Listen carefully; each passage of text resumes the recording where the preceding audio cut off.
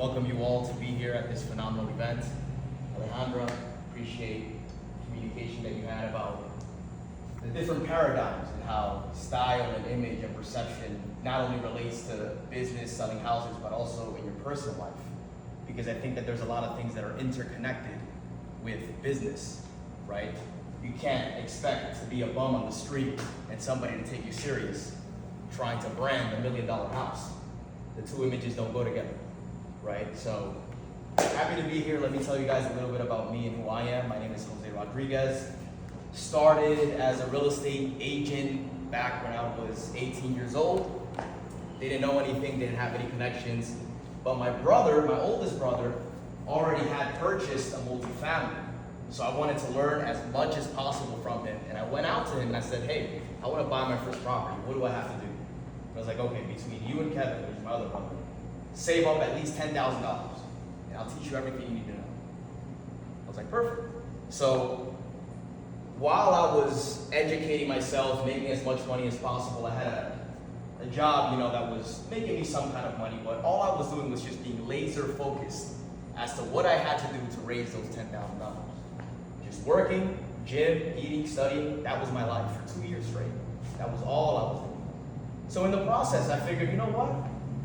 Might as well get my real estate license. I want to buy a house, but it would make sense for me to actually make money in the industry that I'm going to be investing my money. So that's when I decided to get my real estate license. Then I decided to take things for real. Okay, well, this is more than just buying a property and getting rich. Now I'm in sales. Because that's, as an agent, you have to be able to sell yourself. So that's when I joined a couple of programs, eventually ended up meeting Pablo. And he was like, bro, what the fuck are you doing? You gotta step it up with your style. I was like, really, man? I thought I was it. Nah, bro. Get out of here. So then that's when I started to take my style a little bit more serious. I wouldn't be dressing like this, confidently speaking to you guys 5 years ago. No way. I was a completely different person. But that's what you guys have to understand. You had a question, hey, I want to straight up improve my style. I don't know how to dress. Well, that's why you're here. And today you're going to get some valuable information from Pablo on how to dress. And I would suggest that you take that very serious and actually apply it. Because what most people do is, oh, I want to improve my style. And they just leave it there. Never do anything about it. Or they may even come to an event like this and then just, okay, I got some good information, and then never do anything with it. Start somewhere. It doesn't matter where you start. Even if it's buying your first suit. And I'll go ahead and give you guys a story. When I bought my first suit, that was around the time that I recently got my real estate license, because I didn't own a suit. I don't come from anything. I was born in DR, Dominican Republic, forced to shower with cold water, 400 square feet of house between my two brothers, my mom. It was a struggle, right? I didn't have shit. But then coming here, I realized how big the world is, how much more I can do. All the information that's out there, everything that I can do to enchant myself as a person and become more valuable, not just for myself, but also for my family and my community. So then when I got my real estate license, I was like, you know what? I gotta buy a suit. I don't know what kind of suit I gotta buy, but this was one of the suits that Pablo ended up being like, bro, what the fuck you wearing? But it was a start. That's what I'm saying. It was a start. And you need to put yourself in that situation so that you can get that feedback, so that you can correct yourself and keep correcting until, boom, you're here. You're just like, wow, looking back, all the things that has happened. But you know why most people won't do that? Because they're afraid of rejection. That's why. They're afraid of going out into the world and being like, bro, who the fuck are you trying to be? Come on, get real with yourself. That's not you. Most people are afraid of that. And that's why they'd rather shelter themselves and say, you know what? You can be a very smart person. You can know how to sell a house perfectly and do everything perfectly. But when it comes down to it, if you're in a social event or some kind of a convention and you're the guy that's like this,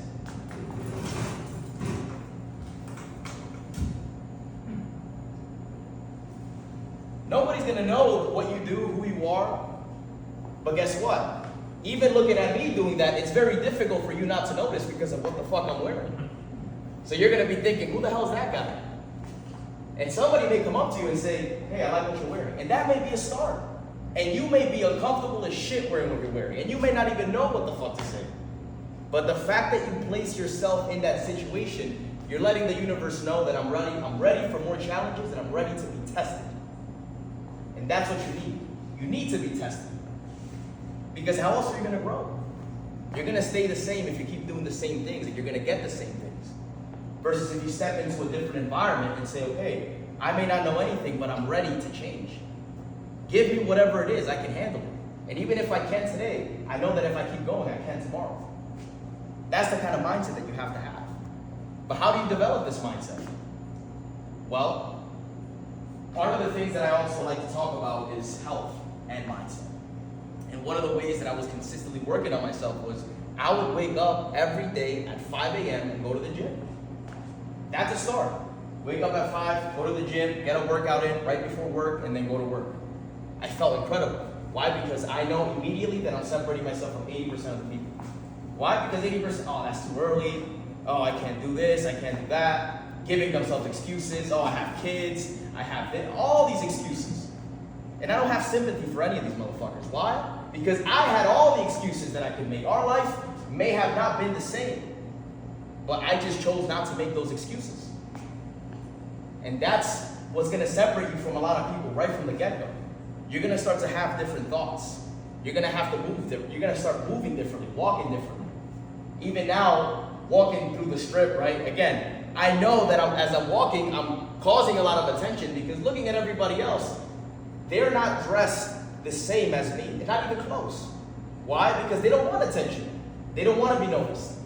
Because they don't want to be criticized, right? I asked Vernell, what about the people that are afraid of, putting themselves out there? They don't want to draw that attention because at the end of the day, they're so worried about how they're going to be judged and what people are going to say. Well, you have to be the opposite of that. You want to gain attention. Think about it. What kind of multi-million-dollar business doesn't want attention? All businesses want attention. So why don't you want attention? What is it that you have to fix within yourself to be able to garner that confidence to welcome attention into your life? That's what you have to ask yourself. Is it getting in better shape? Is it making more money? Or is it just taking action? So I'll put 3 bullet points here. I'm not really the most wordy, I guess you could call it, type of guy making bullet points and stuff, but I'll just give you guys something so you can just keep on top of your mind, right? I live my life through 3 pillars: health, relationships, and wealth. In that order. Why? Because I know that the healthier that I am, and the stronger that my mindset is, and the more physically fit that I am, I know that it's going to be easier for me to make relationships. I know that. Why? Because people want to be around other people that motivate them, that inspire them. And if you have a mindset and a physical prowess that garnishes attention and draws people in, they're going to be like, oh, I see that you're working out. I see that you're doing this. I see that you're doing that. Kind of the example that Alice was giving about how she works out and what she does, and her kids are watching her and being like, wow, people do that also. Now, this is going to lead to more fruitful relationships, because now who are you going to attract? Other people that are also healthy, also in that right mindset, also putting themselves in those situations where are challenging that they can grow out of. These are the people that you're going to start attracting to your life. And even if you feel uncomfortable, again, doing it, that's exactly what you have to do. Nobody's going to come down and take that away from you. You have to do that. How? By exposing yourself to it. There's no other way. And everybody else, you know what they're doing? They're looking for the step to the step. Oh, is there an easier way to do that? What's the shortcut? There's no shortcuts. And if you're going to take the easy way, it's most likely going to be the long way and the wrong way. So now that you have better relationships, how much easier is it going to be for you to become more wealthy? Extremely easy. Not easy, but it's going to be more likely. I'll tell you guys a story. So, in real estate, one of the things that I do is cold call. Now, I've delegated that to the assistants that I have now, but that's how I started my business.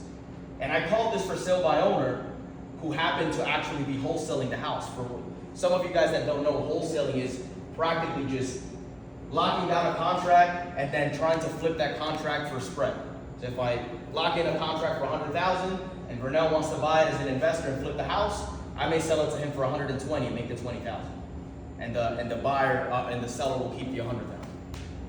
So that's what wholesaling is. So the for sale by owner that I called actually ended up being a wholesaler. He's like, this is actually not my house, but I have it under contract. If you want to go ahead and see it, we can go ahead and meet.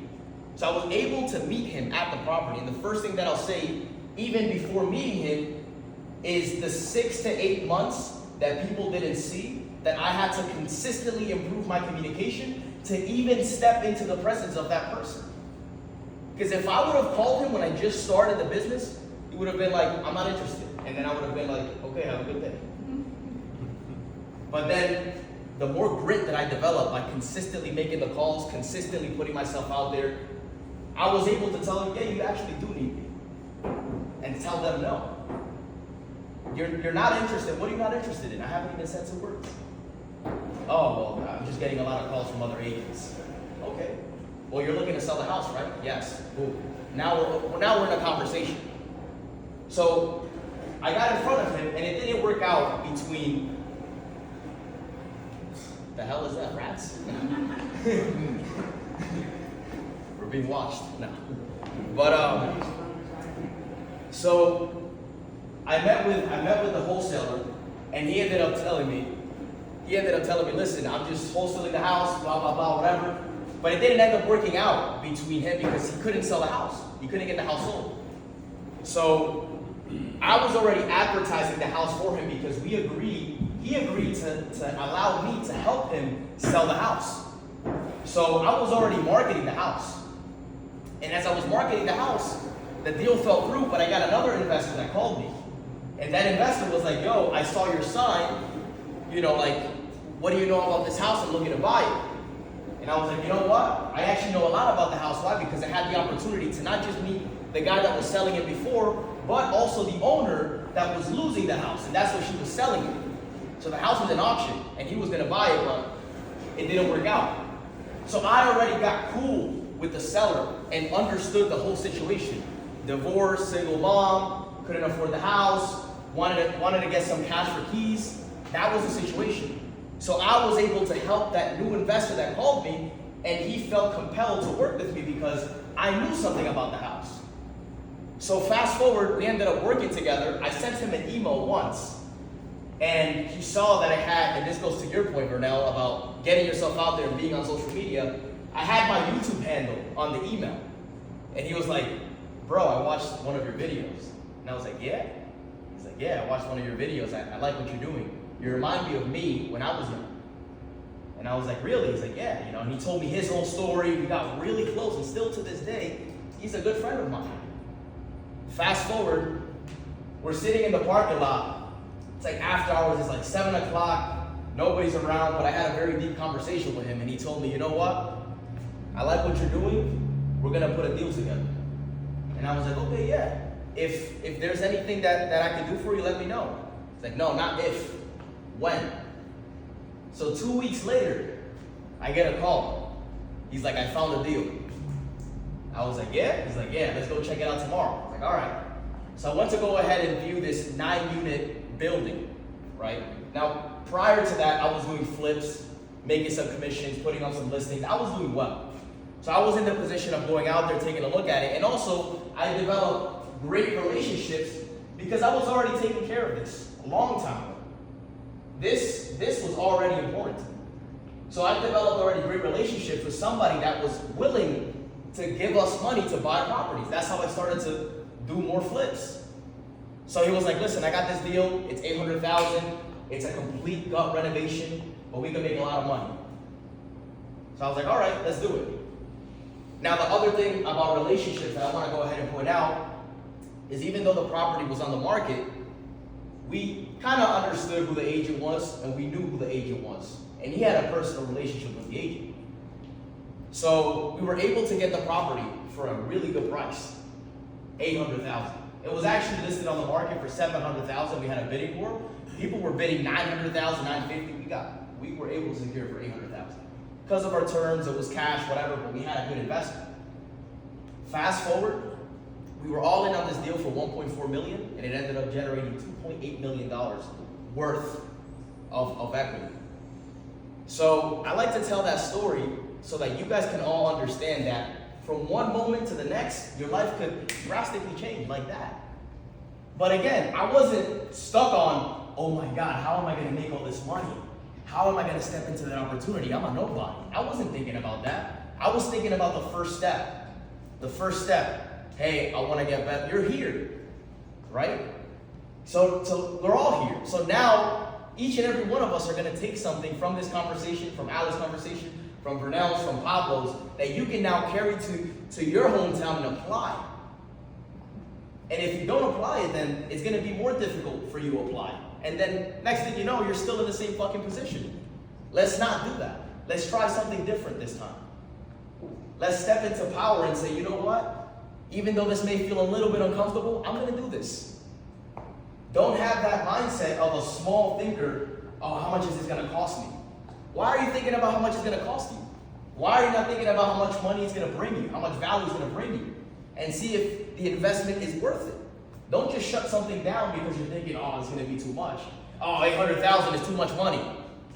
Come on, bro. How can you not, I can't afford it, how can you afford it? How can you afford it? But again, the longer you wait, the more difficult it's gonna be because we're all getting older. All of us. Our families are getting older. Our parents are getting older, if we still have our parents around, right? And we have to understand that things are not gonna be the same as days go by. So we have to understand that it's our responsibility to take that step today. Not tomorrow, today. So I want each and every one of you to write something down. It doesn't have to be now, it could be after.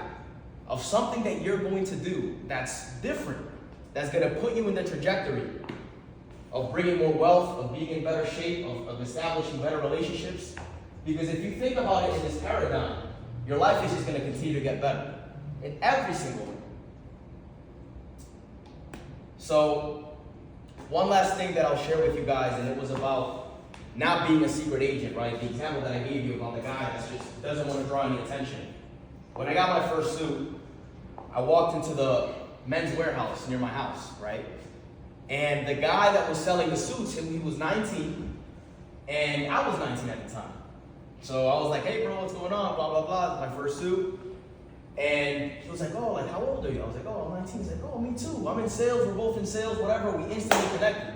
Why? Because people connect with the things that they see familiar within you that they also have. That's what a relationship, that's why it's called a relationship. Relationship. How can you guys relate? And from that, the relationship is built. So then I told him, well, I'm actually in real estate. That's why I'm buying a suit. And he was like, okay, great. Well, actually, my mom is looking to buy a property. I was like, no way. Yeah. Listen, let's exchange information. I want to do something to, to help your parents out. Oh, but they're already working with an agent. I was like, listen, it doesn't matter. If it doesn't work out with them, just let me know. And I kept a good relationship with him. 3 months later, he called me. He's like, listen, it's not working out with this other agent. I was like, perfect. Let me go ahead and help them. I want to sit down with them, have a quick conversation. Like, okay, no problem. So I sat down with them. 2 months later, I was closing a deal and receiving $10,000 in my pocket from that conversation. So it doesn't have to be anything crazy. That's what I'm saying. It doesn't have to be, you're not reinventing the wheel. You don't have to be Einstein. You just have to go out there and communicate and express yourself. This is what this represents. That's what that represents. And what we're all doing here. Because we're all exposing ourselves to new information, new ideas. And it doesn't matter what limitations you think you have. Because it's all bullshit. And it's probably not your own thoughts. Somebody else placed them on you. Maybe it was back when you were at that event and somebody had a negative comment on something. And then you just flew with that and said, oh, I can't do this because I'm too young, or I'm too old, or I'm too this, or I'm too that.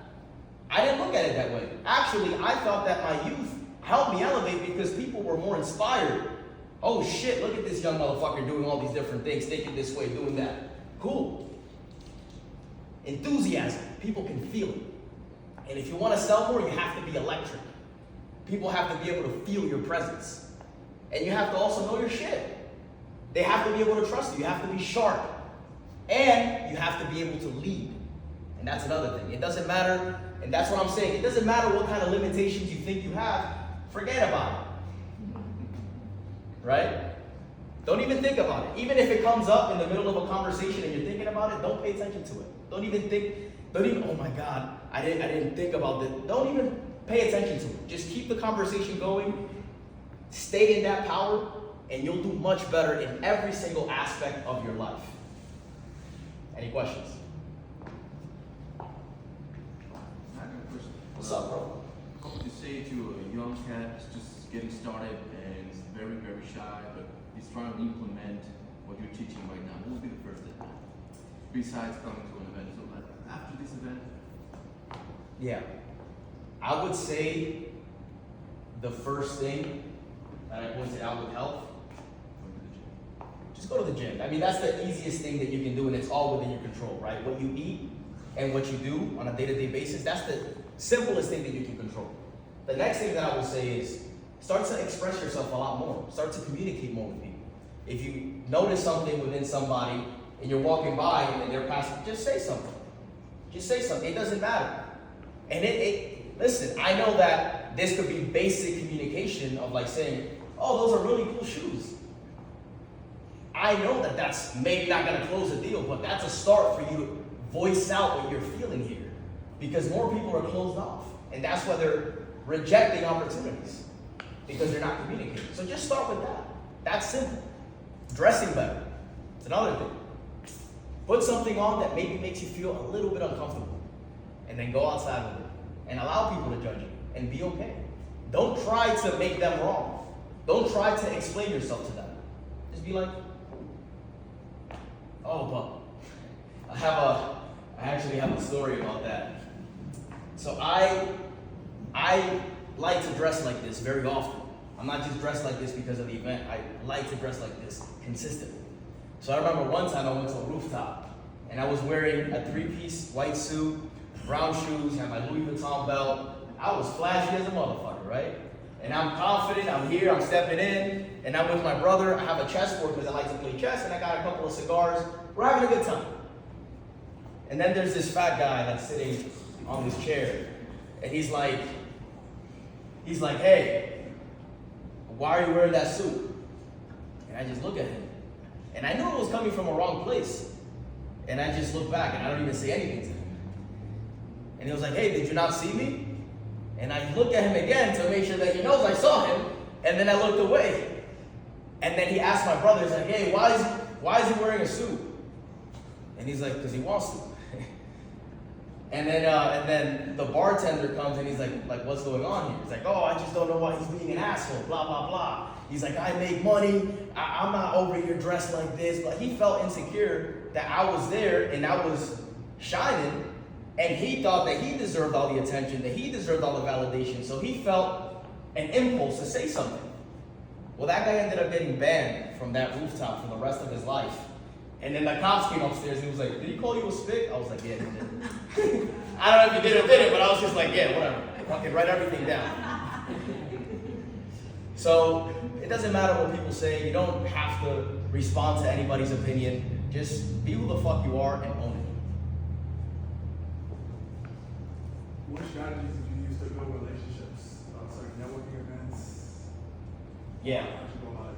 So I'll give you a strategy that I use to build better relationships with venues, because that's something that I'm really good at, right? And Pablo's been out with me, you know, and we always get treated very well in any of the venues that we go to that I've worked on, right? Because it's an art. One of the things that I've done, and I'll give you this example, is if I'm dressed this nice, and I also have friends with me that are also dressed this nice, that immediately gives more value to the venue. So you want to think about in terms of what kind of value can I provide people, right? So now we're all dressed sharp, we all, you know, sit down, whatever, having a good time. We're making everybody laugh. The waiter and the waitresses are having fun. It's a light conversation. We're all getting, you know, closer, and everybody's liking it. But here's the catch: you have to pay attention to detail. I remember the manager walking to the table and he was like, just started a conversation because he noticed that everybody was sharp or maybe celebrating something. So he was like, oh, what are you guys celebrating? Because everybody's gonna assume that you're celebrating something when you look good. So I was like, oh, we're just having a good time, just celebrating life. By the way, I was having a little trouble on deciding what kind of wine I wanted. What do you recommend? What kind of wine do you like? And he was like, oh, I like this kind of wine. And I was like, all right. So I got it. But then guess what? I remembered that. And then the next time that I went there on a day that it wasn't so busy, not with anybody, just by myself. And I asked for the manager, he was there. So I talked to him, I was like, hey man, I just want to let you know that I appreciate the hospitality. We had an amazing time, and I felt like I wanted to give something back to you, so here you go. And I gave him his favorite wine. So after that, we became friends. He took me out on, to dinner. We got close together. Now I get treated like a king every time that I go to that restaurant. And the people that I go with are also treated very nicely. So these are the things that you have to keep in mind, because what is everybody else used to? People taking from them. Versus when you're actually walking there and you're giving them some sort of value. Even at an event like this, having conversations with anybody here, just pay attention to the details, pay attention to what people are telling you. And make it important, because, a book that I can recommend is How to Influence Friends. By Dale Carnegie. That's a good book. Why? Because it talks about this. People want to feel important. That's the key. People want to feel important. So how do people feel important? When you remember a specific detail about them, and then they're like, it's not even about the wine. It's about, oh shit, you remember. So not a lot of people are operating that way. You gotta be a smooth operator.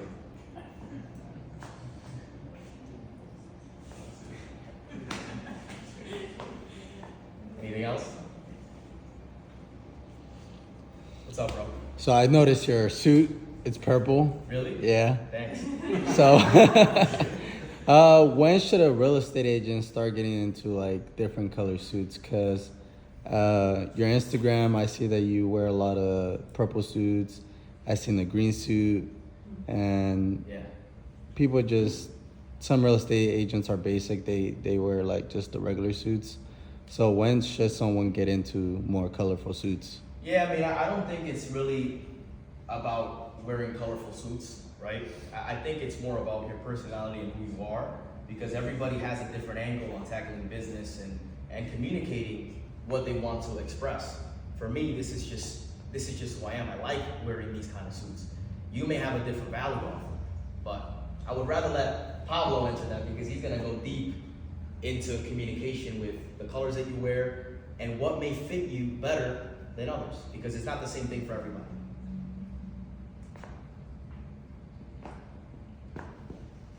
All right.